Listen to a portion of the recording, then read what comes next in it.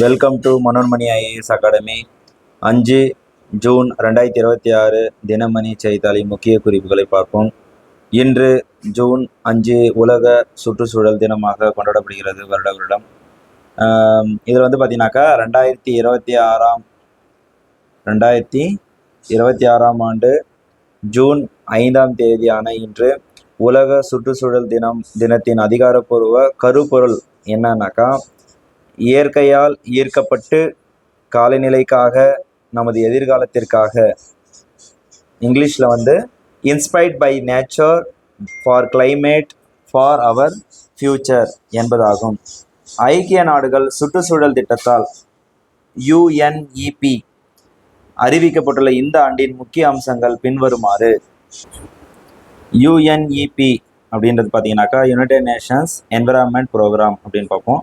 இதனுடைய முக்கிய நோக்கம், அப்புறம் பிரச்சார முழக்கம், கூட்டு நாடு அப்படின்னா என்னன்னு பார்ப்போம். இந்த முக்கிய நோக்கம் அப்படின்றது என்னன்னா, காலநிலை மாற்றத்திற்கு எதிராக உடனடி நடவடிக்கை எடுத்தல், இயற்கை சார்ந்த தீர்வுகளை கண்டறிதல் மற்றும் சுற்றுச்சூழல் சீரழிவை தடுத்து எதிர்கால தலைமுறையை காப்பதே இதன் நோக்கமாகும். ஸோ முக்கிய நோக்கம் என்னது? காலநிலை மாற்றத்திற்கு எதிராக உடனடி நடவடிக்கை எடுக்கிறது. அப்போ காலநிலை மாற்றம் ஏற்பட்டுச்சுன்னா அது உடனடியாக பார்த்தீங்கன்னா நடவடிக்கை எடுப்பாங்க. அதேமாதிரி இயற்கை சார்ந்த தீர்வுகளுக்கு பார்த்தீங்கன்னாக்கா உடனே தீர்வு கண்டுபிடிப்பாங்க.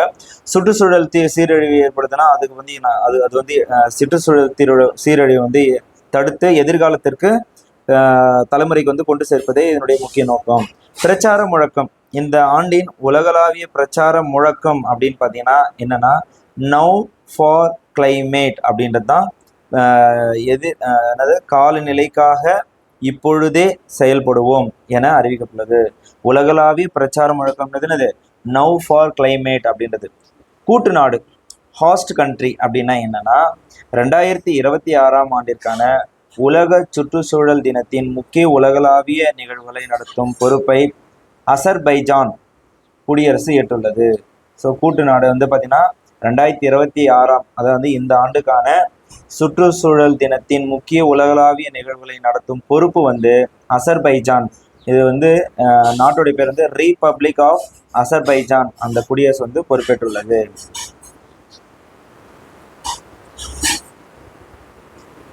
அடுத்தது இந்தியா மற்றும் தென் அமெரிக்கா நாடான வெனிசுலா இடையே பார்த்தீங்கன்னாக்கா நீண்ட கால எரிசக்தி ஒத்துழைப்பை கட்டமைக்க பிரதமர் நரேந்திர மோடியுடன் அந்நாட்டின் பொறுப்பு அதிபர் டெல்சி ரோட்ரிகஸ் பார்த்தீங்கன்னாக்கா வியாழக்கிழமை உறுதி பூண்டுள்ளார்ன்றது கொடுத்துருக்குறாங்க. ஸோ தென் அமெரிக்காவில் வெனிசுலா, ஸோ வெனிசுலாவுடைய தலைநகர் காராகாஸ். ஸோ பொறுப்பு அதிபர் தான் இவர். ஸோ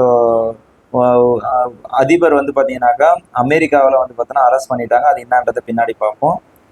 அதே மாதிரி நாடாளுமன்ற திமுக குழு தலைவர் கனிமொழி. நாடாளுமன்ற திமுக குழு தலைவர் யாருன்னா கனிமொழி. அதே மாதிரி மக்களவை தலைவர் யாருன்னாக்கா, அதாவது மக்களவைனாக்கா லோக்சபாவுடைய ஸ்பீக்கர் அவர் யாருன்னாக்கா ஓம் பிர்லா. அடுத்தது பார்த்தீங்கன்னாக்கா தமிழகத்திலிருந்து மாநிலங்களவை உறுப்பினர்கள் மொத்தம் 18. அதில் பார்த்தீங்கன்னாக்கா ஒரு மாநிலங்களவை உறுப்பினர் காலியாக உள்ள நிலையில் காலியாக இருக்குது அப்படின்னு சொல்லி கொடுத்துருக்குறாங்க. இது பார்த்தீங்கன்னா வரும் ஜூன் மாதம் பார்த்தீங்கன்னா 18ஆம் தேதி இடைத்தேர்தல் அறிவிக்கப்பட்டதா சொல்லியிருக்கிறாங்க. இது ஒரு மறைமுக தேர்தல் மூலயமா தேர்ந்தெடுத்து மாநிலங்களுக்கு அனுப்புவாங்க. சரியா? மக்களவை உறுப்பினர்கள் எத்தனை அப்படின்னு பார்த்தீங்கன்னாக்கா மொத்தம் 39 தமிழ்நாட்டுக்கு. அதேமாரி மாநில அடுத்த நியூஸ் என்னன்னாக்கா, மீண்டும் தில்லி செல்கிறார் முதல்வர் விஜய் அப்படின்னு கொடுத்துருக்குறாங்க. இது என்னன்னா, மாநில முன்னேற்றத்திற்கு தேவையான வளர்ச்சி திட்டங்களை செயல்படுத்த நிதி ஒதுக்கீடு குறித்து அனைத்து மாநில முதல்வருடன் தில்லியில் வரும் 11ஆம் தேதி தில்லி ஆயோக் கூட்டம் பிரதமர் மோடி தலைமையில் நடைபெறுகிறது. இதில் பங்கேற்க முதல்வர் ஜோசப் விஜய் தில்லி செல்ல உள்ளதாக அரசு வட்டாரங்கள் தெரிவித்தன. இப்போ வருகிற ஜூன் 11ஆம் தேதி பார்த்தீங்கன்னாக்கா எல்லா மாநில முதலமைச்சர்களும் இந்த கூட்டத்தில் கலந்துக்குவாங்க. நீதி ஆயோக் கூட்டம் அப்படின்ற கூட்டத்தில் கலந்துக்குவாங்க. என்னன்னா நீதி ஆயோக் அப்படின்றது என்னன்னாக்கா, இதுக்கு முன்னாடி பார்த்தோன்னா 12 ஐந்தாண்டு திட்டங்கள் வந்து ஒருத்தர் வந்து மக்களவையில் ஆட்சி அமைச்சிருந்தோடனே 5 ஆண்டு திட்டங்களை வந்து வகுக்குவாங்க. அது மாதிரி பார்த்தீங்கன்னா 12 ஐந்தாண்டு திட்டங்கள் முடிஞ்ச பிறகு 2004 பிரதமர் மோடி வந்து தலைமையில் வந்து பார்த்தீங்கன்னாக்கா இந்த 12 ஐந்தாண்டு திட்டங்களை வந்து முழுமையாக நிறுத்திட்டு அதுக்கு பதிலாக வந்து பார்த்தீங்கன்னா நீதி ஆயோக் வந்து செயல்படுத்துறாங்க. ஸோ அதன் அடிப்படையில் தான் இப்போ வந்து பார்த்தீங்கன்னா நீதி ஆயோக் கூட்டம் வந்து நடைபெறுது.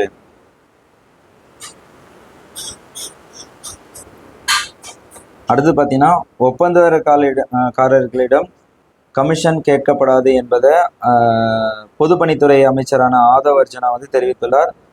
மேலும் வந்து ஒரு முக்கிய தகவல் என்னன்னா, இதில் சாலை அமைப்பதற்கு தேவையான மணல் போன்ற மூலப்பொருட்களை இடைத்தரகர்கள் இல்லாமல் நேரடியாக ஒப்பந்தக்காரர்களுக்கு வழங்க நெடுஞ்சாலைத்துறைக்குள் மார்க்கெட்டிங் அண்ட் கன்சப்ஷன் என்ற புதிய துறை வந்து உருவாக்கப்பட உள்ளதாக தெரிவித்துள்ளார். இப்போ தென்மேற்கு பருவமழை நேற்று வந்து தொடங்கிடுச்சு கேரளாவில். ஸோ அதில் வந்து பார்த்தீங்கன்னாக்கா இந்த மஞ்சள் எச்சரிக்கை, ஆரஞ்சு எச்சரிக்கை, பச்சை எச்சரிக்கை, சிவப்பு எச்சரிக்கைன்னு சொல்லிட்டு கொடுக்குறாங்க இல்லையா, அதை பற்றி பார்ப்போம். இந்த மழை காலங்களில் வந்து வானிலை ஆய்வு மையம் ஐஎம்டின்னா இந்தியா மெட்டியோரலஜிக்கல் டிபார்ட்மெண்ட் மற்றும் ரேடார் வரைபடங்கள் வழியாக மழையின் தீவிரம், அதனுடைய ஆபத்து, மக்கள் தொகை, மக்கள் வந்து எடுக்க வேண்டிய முன்னெச்சரிக்கை நடவடிக்கைகள் உணர்த்த வண்ணங்களை வந்து பிறப்பிக்குது. இந்த வண்ணம் வந்து எதை குறிக்குது? இப்போ வானிலை எச்சரிக்கை குறியீடுகளை பற்றி பார்ப்போம். பச்சை அப்படின்றது வந்து என்னன்னா, பச்சை என்பது இங்கிலீஷில் கிரீன் இல்லையா, எந்தவித ஆபத்தும் இல்லை, வானிலை முற்றிலும் பாதுகாப்பானது, வழக்கமான பணிகளை தொடரலாம் அப்படின்றத குறிக்கிறதா இந்த பச்சை. அடுத்தது மஞ்சள், எல்லோ, வானிலை மோசமடைய வாய்ப்புள்ளது, மக்கள் விழிப்புடன் இருக்க வேண்டும் அப்படின்றத குறிக்கிறது மஞ்சள். ஆரஞ்சு, கடுமையான வானிலை உறுதியாகிவிட்டது, போக்குவரத்து தடை, மின்சார துண்டிப்புக்கு வாய்ப்புள்ளதால் தயாராக இருக்க வேண்டும்ன்றதை குறிப்பிட்டுள்ளது. அடுத்தது சிவப்பு, ரெட், மிக கடுமையான வானிலை, உயிர் ஆபத்து மற்றும் பேரிடர் ஏற்படும் அபாயம் உள்ளது என்பதை மக்கள் பாதுகாப்பாக இடங்களில் இருக்க வேண்டும் அப்படின்றத குறிப்பிட்டது. அதே மாதிரி வானிலை ரேடார் நிறுவனங்கள் குறிக்கக்கூடிய நிறங்கள் பச்சை, மஞ்சள், சிவப்பு. அந்த பச்சை லேசான மழை அல்லது தூறல், மஞ்சள் அல்லது ஆரஞ்சு மிதமான மழை முதல் கனமழை வரை, சிவப்பு மிக கடுமையான மழை மற்றும் ஆலங்கட்டி மழையை குறிக்கக்கூடியது. ஸோ இப்போ பார்த்தீங்கன்னாக்கா நீலகிரி, கோவை, கன்னியாகுமரி மாவட்டங்களுக்கு வந்து பார்த்தீங்கன்னாக்கா ஆரஞ்சு எச்சரிக்கை வந்து விடுத்துள்ளார்கள். ஆரஞ்சுன்றது என்னது? கடுமையான வானிலை உறுதியாகிவிட்டது, போக்குவரத்து தடை, மின்சாரம் துண்டிப்புக்கு வாய்ப்புள்ளதால் தயாராக இருக்க வேண்டும் என்றதை குறிப்பிட்டிருக்காங்க. வானிலை ரேடார் நேரங்களில் வந்து மழையின் அளவு வந்து என்னன்னாக்கா மிதமான மழை முதல் கனமழை வரை அப்படின்றத குறிக்கக்கூடியது. மக்களாட்சியில் நீண்ட கால பிரதமர் என்பதை நேருவை விஞ்சுகிறார் அப்படின்றத பிரதமர் மோடி அப்படின்றத குறிப்பிட்டிருக்காங்க. சுதந்திர இந்தியாவின் முதல் பிரதமரான ஜவஹர்லால் நேரு கடந்த 1947 ஆகஸ்ட் 15 முதல் 1964 மே 27 காலமாகும் வரை அந்த பதவியில் பிரதமராக தொடர்ந்தார்.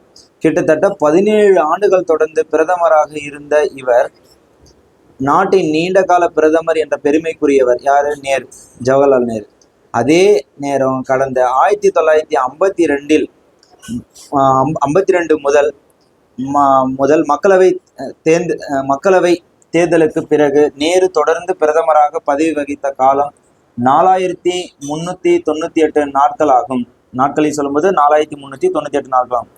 இதை தற்போது நாட்டின் பிரதமராக தொடர்ந்து 3வது முறையாக பதவி வகித்து வரும் மோடி தனது பதவி காலத்தில் 4399 நாள்களை வரும் ஜூன் 10ஆம் தேதியுடன் நிறைவு செய்துள்ளார்.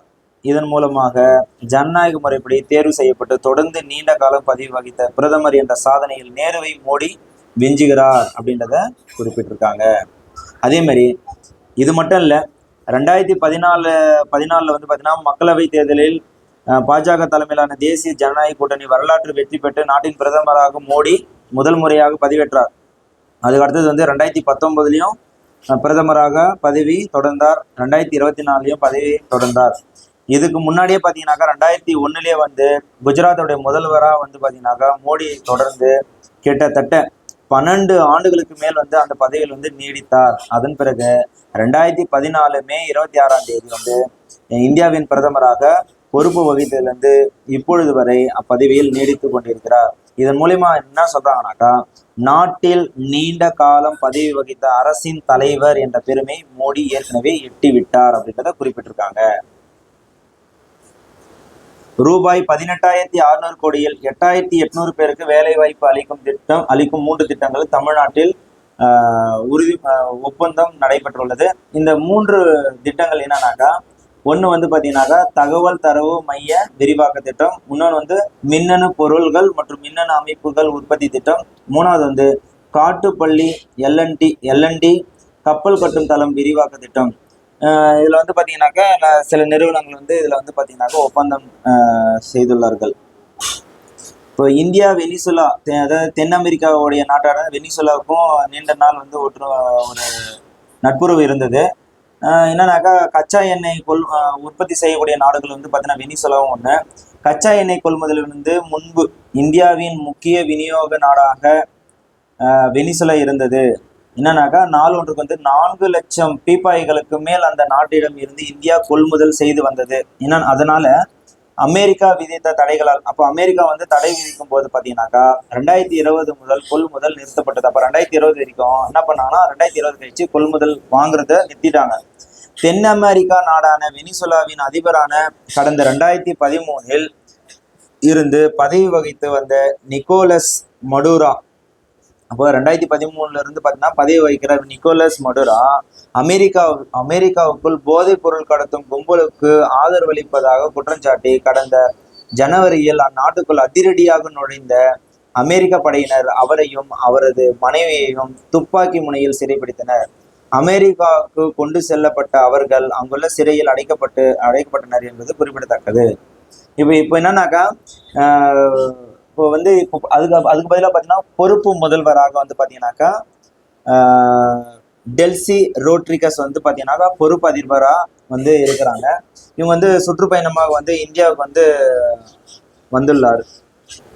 இந்த சந்திப்பின் போது என்ன சொல்லியிருக்கிறாங்கன்னா, வெளியுறவு விவகாரங்கள், பொருளாதாரம், நிதி, அறிவியல், தொழில்நுட்பம், தகவல் தொடர்பு, போக்குவரத்து என பல்வேறு துறைகளின் அமைச்சருடன் டெல்சியும் வருகை தந்துள்ளார்.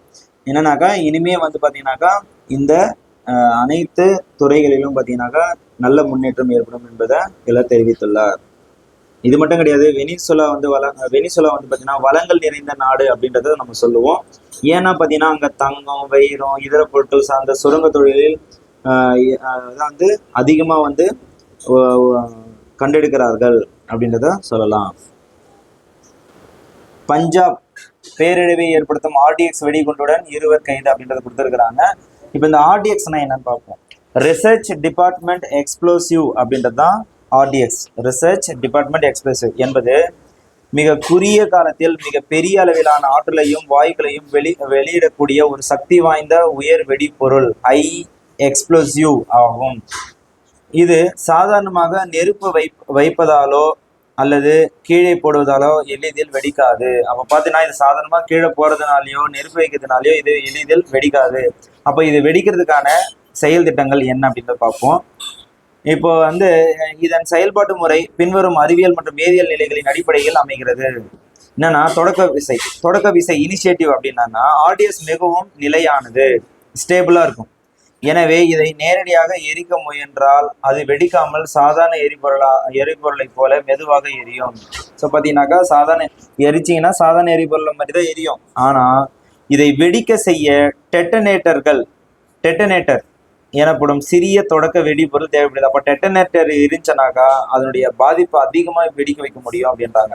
இந்த டெட்டனேட்டர் மூலம் ஒரு சிறிய மின்சார தூண்டலோ அல்லது அதிர்ச்சியோ உருவாக்கப்படும் போது மட்டுமே ஆர்டிஎக்ஸ் மூலக்கூறுகள் தூண்டப்படுகின்றன. அப்போ அந்த சின்னதாக ஒரு வெடிப்பை ஏற்படுத்தும் போது தான், ஸ்டார்டிங்கில் அது ஏற்படுத்தும் போது தான் மின்சார தூண்டலாக இருக்கலாம், இல்லைன்னா ஒரு அதிர்ச்சியை ஏற்படுத்ததா இருக்கலாம்.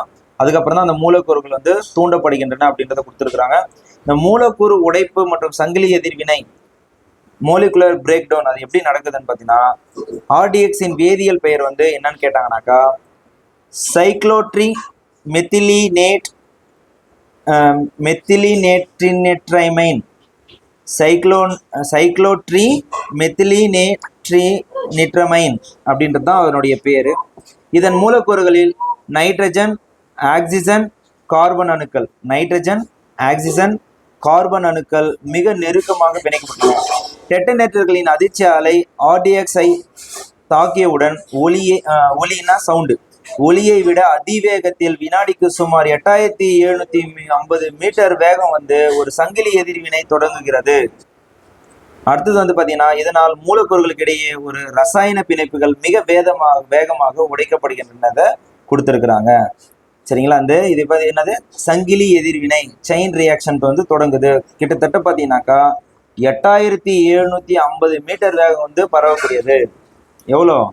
வினாடிக்கு, ஒரு செகண்டுக்கு பாத்தீங்கன்னா 8750 மீட்டர்னாக்கா கிட்டத்தட்ட 8.75 கிலோமீட்டர் தூரத்துக்கு பரவக்கூடியது அப்படின்றத குறிப்பிட்டிருக்காங்க. இதனால்தான் இந்த பாதிப்பை கண்டுபிடிச்சிட்டாங்க. இல்லைன்னா பெரிய சேதத்தை ஏற்படுத்தக்கூடிய, அதாவது 2.5 கிலோ எடையுள்ள ஆர்டிஎக்ஸ் தான். இப்போ 2.5 கிலோ ஆர்டிஎக்ஸ் பாத்தீங்கன்னாக்கா வெடிக்க வச்சதுனாக்கா பெரிய இழப்பை இந்தியா சந்திச்சிருக்கும்.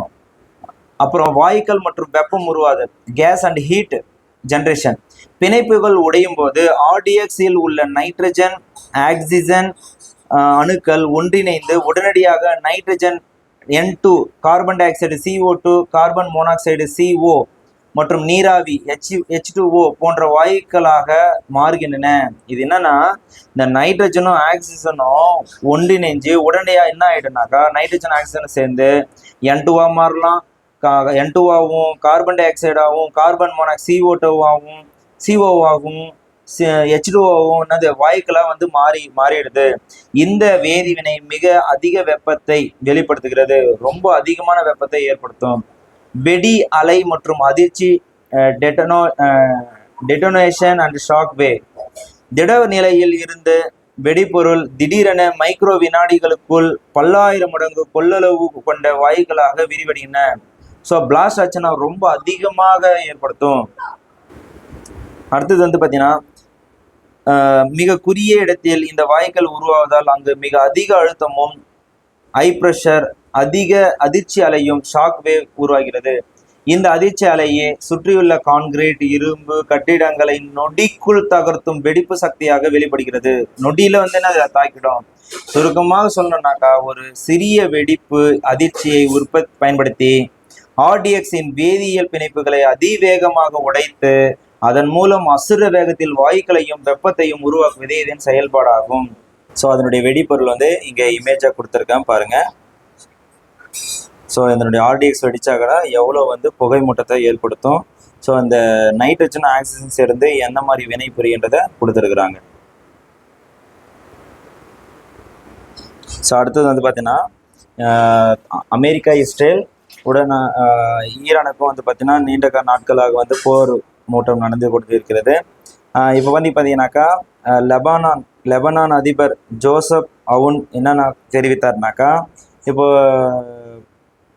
அமெரிக்காவில் இஸ்ரேல், லெபனான் பிரதிநிதிகள் பங்கேற்ற பல சுற்று பேச்சுவார்த்தைகளின் பிறகு இப்புதிய போர் உடன்படிக்கை கடந்த புதன்கிழமை அறிவிக்கப்பட்டது. அப்படின்னா 2 நாடுக்கும், அதாவது லெபனானுக்கும் இஸ்ரேலுக்கு போர் மூட்டம் நடந்துன்னு இருக்குது.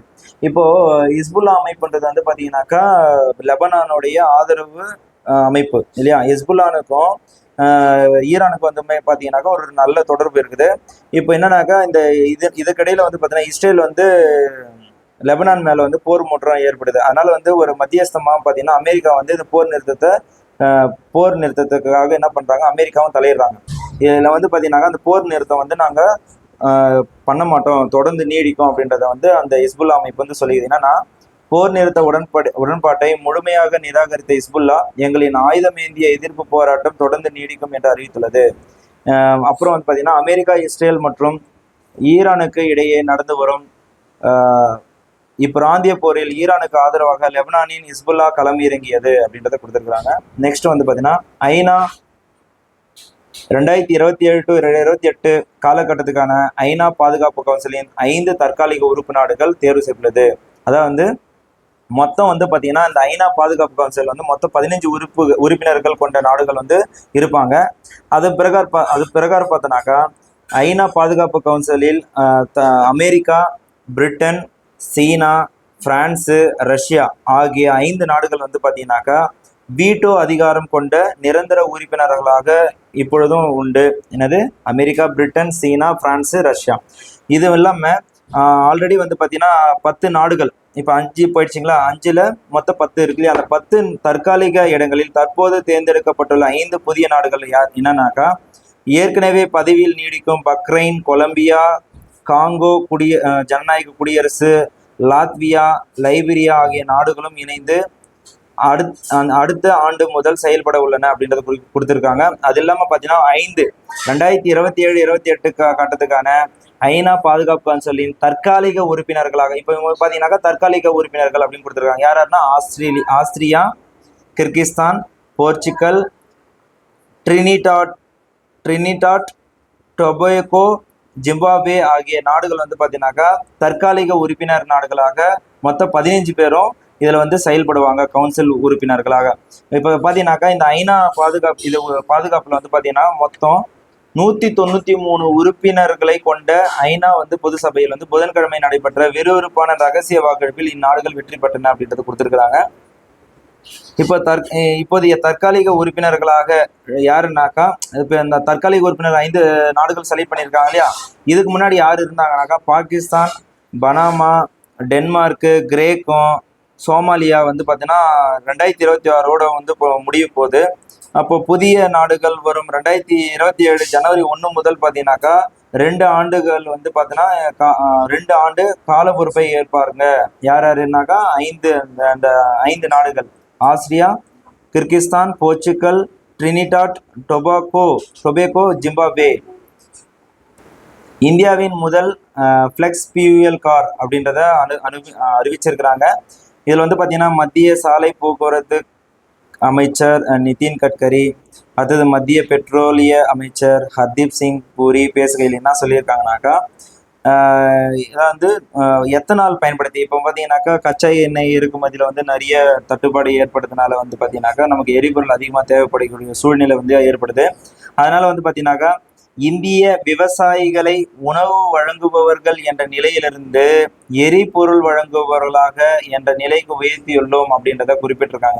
இந்த விஷயத்துல என்னன்னாக்கா, இந்த வாகனங்கள் நாட்டின் மதிப்புமிக்க அந்நிய செலாவணியை சேமிப்பதோடு கார்பன் உமிழ்வை குறைத்து கிராமப்புற மேம்பாட்டுக்கு புதிய வாய்ப்புகளை உருவாக்கும் அப்படின்றத கொடுத்துருக்காங்க. என்னன்னாக்கா இதுல முதல் கட்டமா வந்து தில்லிலையும் மகாராஷ்டிரிலும் 100 எத்தனால் எரிபொருள் விற்பனை நிலையங்களை மத்திய அரசு அமைக்க உள்ளதாகவும், இது வந்து பார்த்தீங்கன்னாக்கா அடுத்த ஆண்டு இறுதிக்குள்ள வந்து 5000 எரிபொருள் விற்பனை நிலையங்களை மாற்றுறது தான் எங்களுடைய பிளானிங்கு. மற்றும் நேற்றைய செய்தித்தாளிலிருந்து ஒரு கேள்வியை கேட்கிறேன், அதை வந்து நீங்கள் கமெண்ட் செக்ஷனில் பதில் சொல்லுங்கள். சுதந்திர போராட்ட வீரரும் புகழ்பெற்ற எழுத்தாளருமான எவருடைய நினைவு நாளாக நேற்று ஜூன் 3ஆம் தேதி போற்றப்பட்டது? அதை கமெண்ட் செக்ஷனில் தெரிவிக்கவும். நன்றி.